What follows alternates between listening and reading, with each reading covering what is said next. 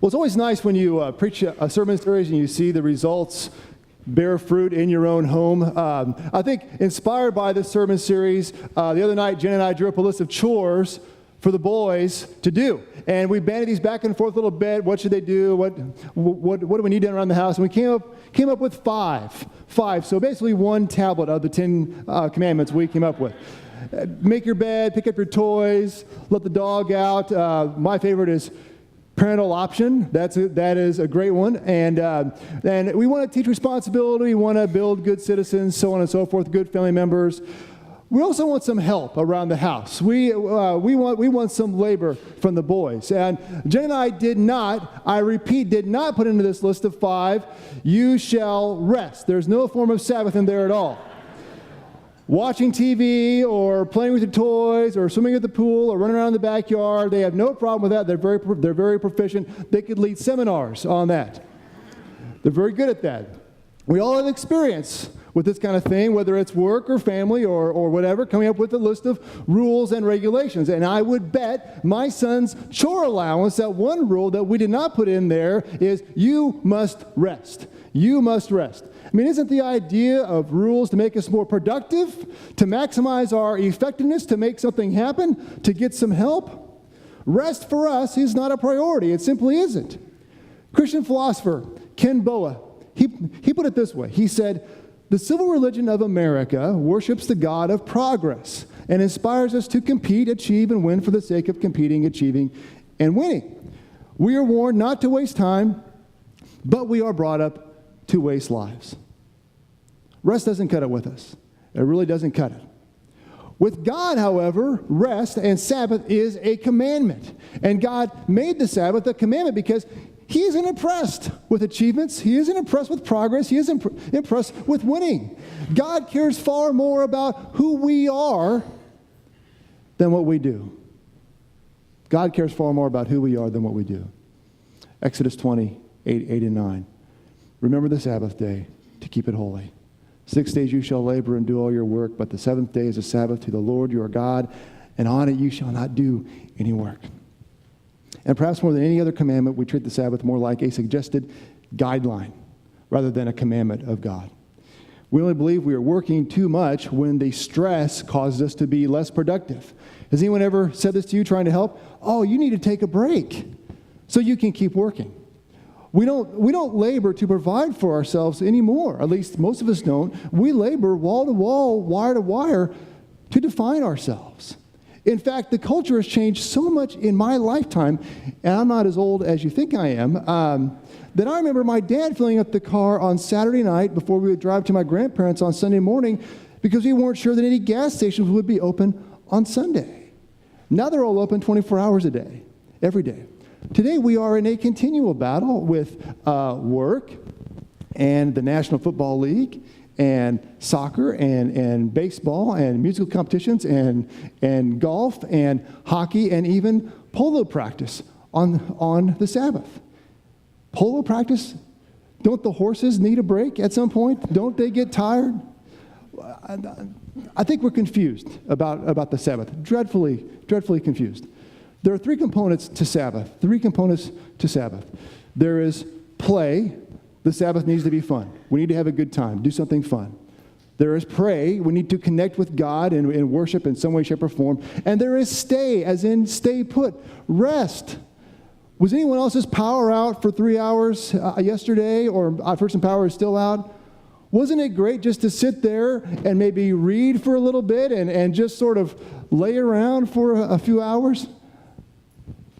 Maybe not. I don't know. I liked it. Well, the Sabbath is not just for play, but it is partially about play. The Sabbath is just not for praying and worship, although worship should be a part of our Sabbath. The Sabbath is about rest. It is about staying in one place for a little bit.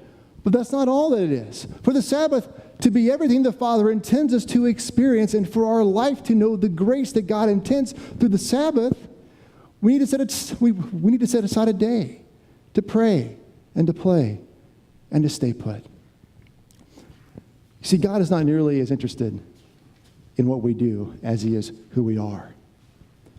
A couple of years ago, the New York Times ran an ad campaign which showed a woman lounging around in her PJs and pouring a cup of coffee and taking the Sunday edition of the New York Times and spreading it out all over her bed. And the ad's tagline read, "Sunday mornings were made for the New York Times." So the old gray lady believes that God made a day for her to be read. I guess Saturdays are for the Wall Street Journal. That's how that all works out, I guess. Well, they're unfamiliar, I guess, with Mark chapter 2, which goes like this. The Sabbath was made for man, not man for the Sabbath. So the Son of Man is Lord even of the Sabbath. God has made a day for us.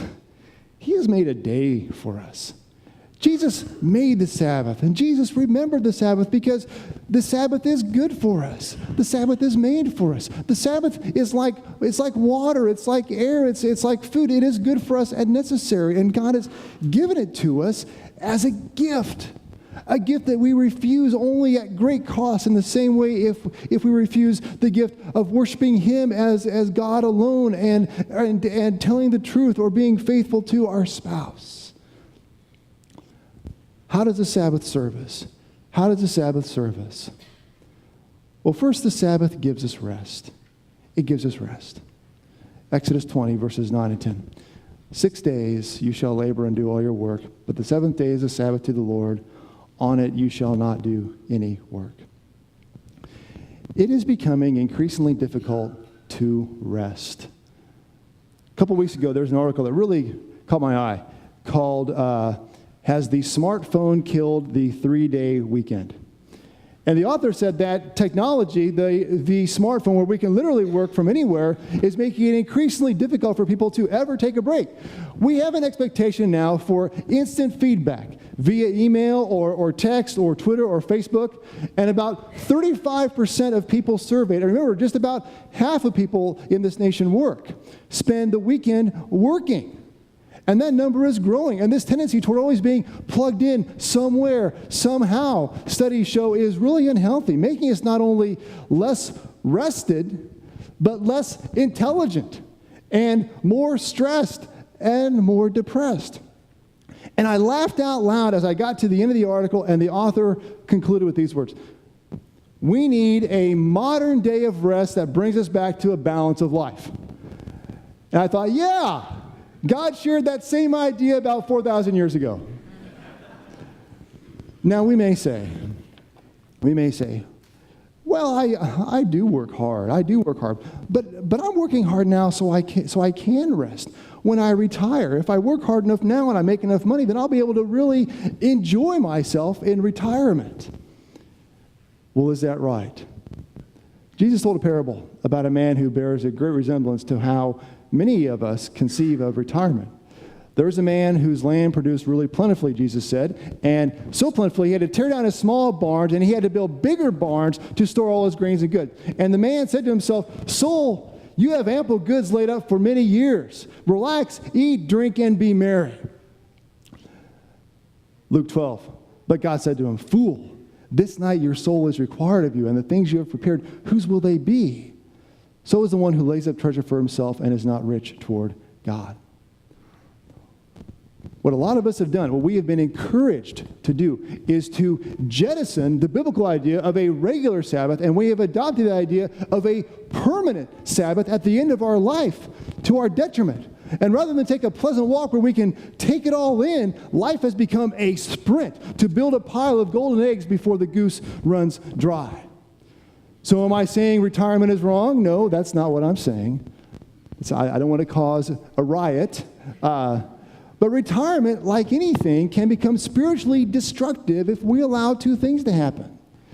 First, retirement that is simply one long rest, a time to play out the string of life, is out of line with God's best plan for our lives.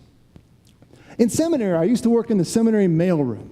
That's where they put all the most brilliant students, or so I was told. The director of the mailroom would come in every day and he would announce how many days he had until he retired. And he had it down to the exact day. 382 days, 187 days, 98 days. And I asked him, "So what are you going to do?" And he said, "Oh, I've got great plans. I'm going to fish, and I'm going to go to ball games, and I'm going to sit on the porch and drink beer and watch the world go by. By the way, after he retired, he spent a lot of time hanging around the seminary near the mailroom. The preacher, John Piper, tells a story about seeing in Reader's Digest the brief account of a woman and a man who retired early. He was 59, she was 51.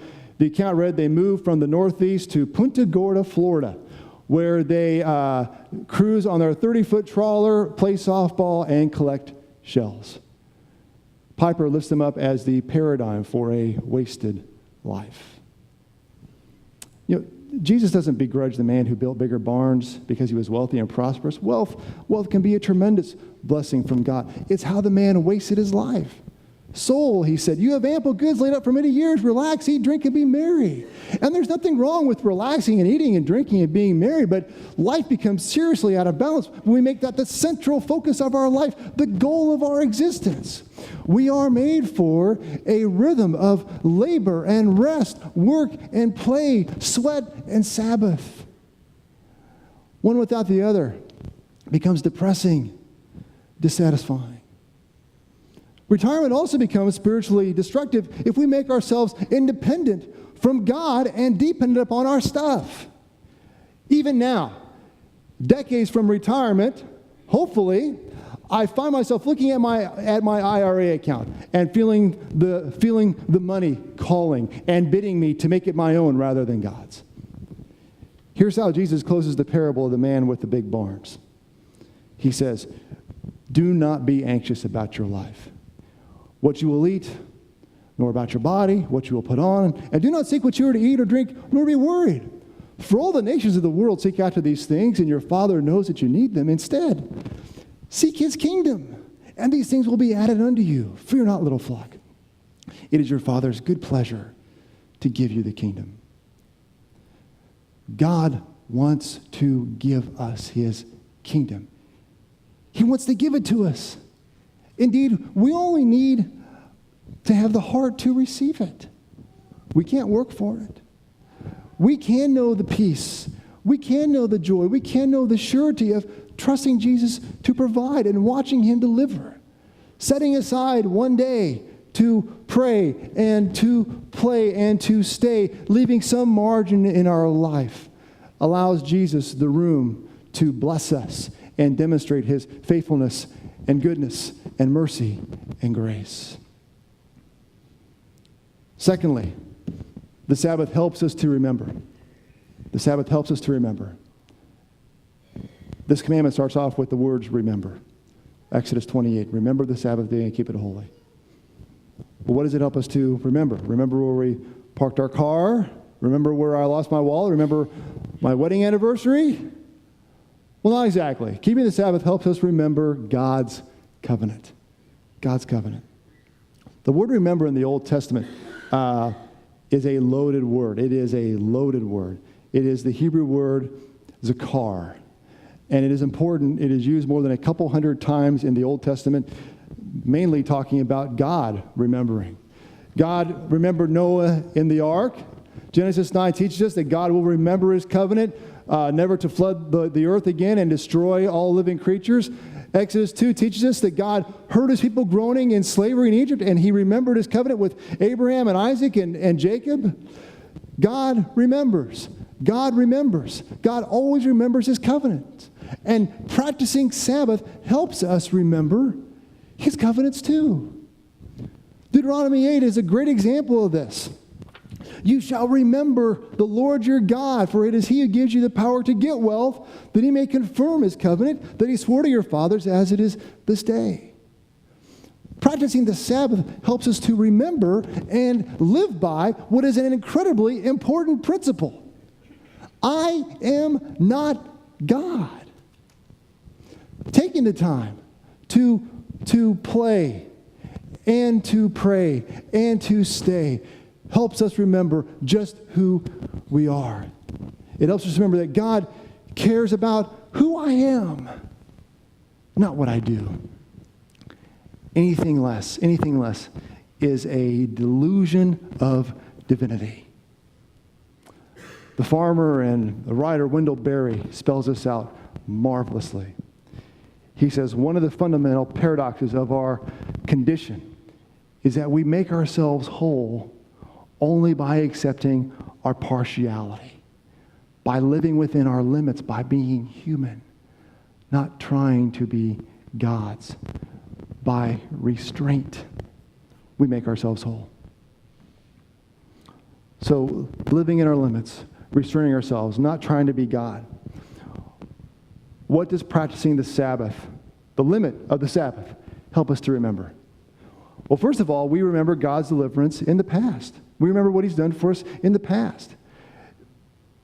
It's easy to forget what God has done for us, even when we experience a direct answer to prayer. Have you ever prayed for something and then it happens and you're, oh, that's really great. And 3 days later you remember, oh, I prayed for that. I need to thank God. Has that ever happened to anyone else besides me? Am I the worst sinner here this morning? It's possible, I guess. But it's all too easy to simply carry on enjoying the fruit of answered prayer without ever stopping to appreciate the tree from which it fell. Second, we remember his benefits in the present. The 103rd Psalm commands, bless the Lord, O my soul. Forget not his benefits.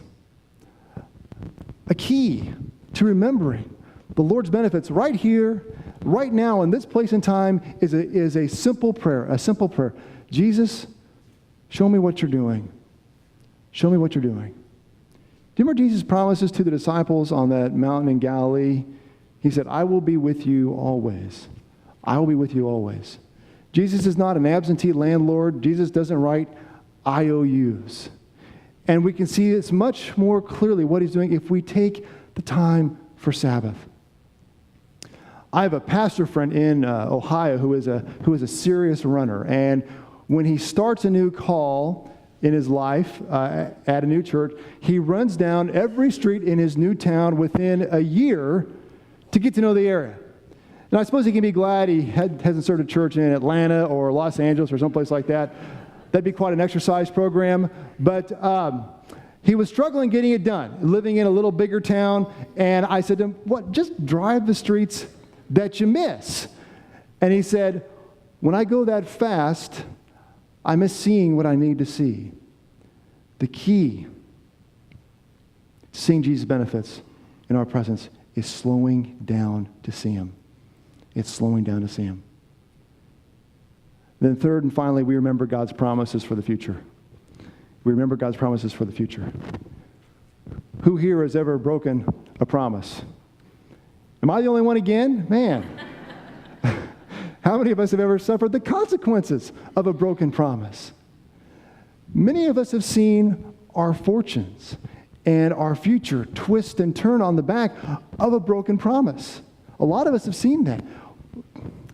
Well, God doesn't break his promises. He doesn't break them. Joshua 21:45 says, not one of all the Lord's good promises to the house of Israel failed. Every one was fulfilled. So what does God promise? What does he promise? He promises to reconcile all things to himself. He promises that all things work together for our good and his glory. He promises to make all things new. Which brings us to the last way the Sabbath is made for us. The Sabbath resets our life and our world. Exodus 20:10 and 11. On the Sabbath, you shall not do any work, you or your son or your daughter, your male servant or your female servant or your livestock or the sojourner who is within your gates. For in 6 days the Lord made heaven and earth and the sea and all that is in them. And he rested on the seventh day. Therefore the Lord blesses the seventh day and made it holy. Jen took the boys to a park this week where they have one of those old-fashioned merry-go-rounds that kids jump on and other kids push it around to a high speed. And they just keep going around and around and around at an ever-increasing velocity. Well, you don't see those in new playgrounds now. They don't put them in because they're sort of dangerous. And I remember spinning around in those things as a kid, holding on for dear life as some 8th grader pushed it to break the sound barrier and wondering, is this thing safe? Is this thing safe? And this is coming from a kid who would jump his dirt bike off of 15-foot cliffs, and he would play war using sharpened sunflower stalks as spears. Not only are these things not safe, but they tire you out, and they make you sick. Jen, for a little bit, lost track of Calvin playing on that merry-go-round, and she found him in some shade, sprawled out on the dirt from exhaustion.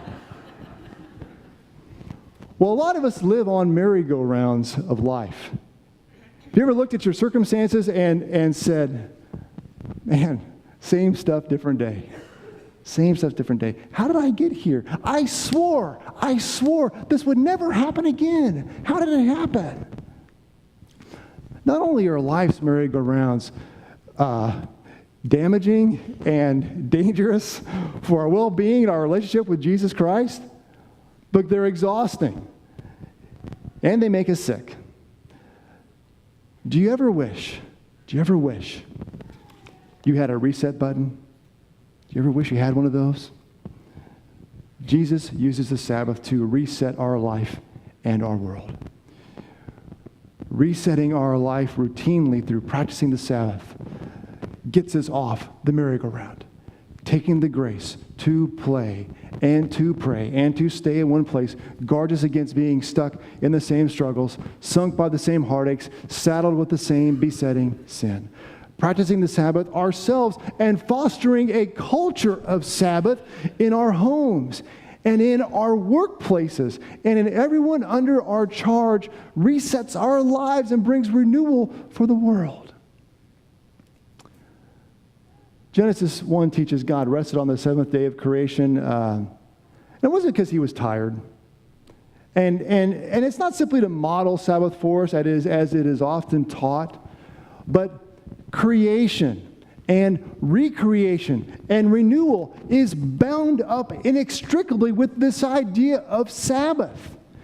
We see this everywhere in things as simple as our need to sleep at night and wake up fresh in the morning, to feel restored and refreshed after a true vacation, to how the land is made fertile after lying fallow for a season. Renewal, restoration does not come without stopping the merry-go-round and getting off. Taking a Sabbath to pray and to play and to stay resets our lives, and it renews everyone and everything we touch.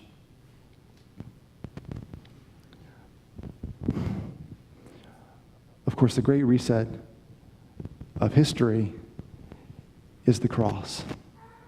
It's the cross, where Jesus reset our lives and he reset the world forever. The cross assures that history, as some would say, in fact, as most philosophies and religion teach, is not a circle. God does not have his creation on a merry-go-round, but history has an arrow pointing to a day when the new Jerusalem will descend from the heavens on a cloud as the capital of a renewed creation, with Jesus riding on the throne of the cosmos, crying out, "Behold, I am making all things new." And here's the important point. The important point that we must take away today that frees us from the need to achieve, that unshackles us from the God of progress and competition and achievement and winning. God is making all things new. How can I improve on that? How can I hope to outdo Jesus Christ at renewing his world? Is he going to come along and say, "Oh, thank goodness, Eric, you worked so hard and you did this thing because, man, without you, woo, I'd have been lost"? Not going to happen. Sometimes the Ten Commandments are criticized because they're a list of don'ts mainly. And people say, well, shouldn't we do something positive? We can't. God is not looking for a list of chores to help out around the house. God does not need us to do anything. That is why God is not nearly as interested in what we do as who we are. But even He is more interested not in who we are, but in what we are becoming in Him. Amen.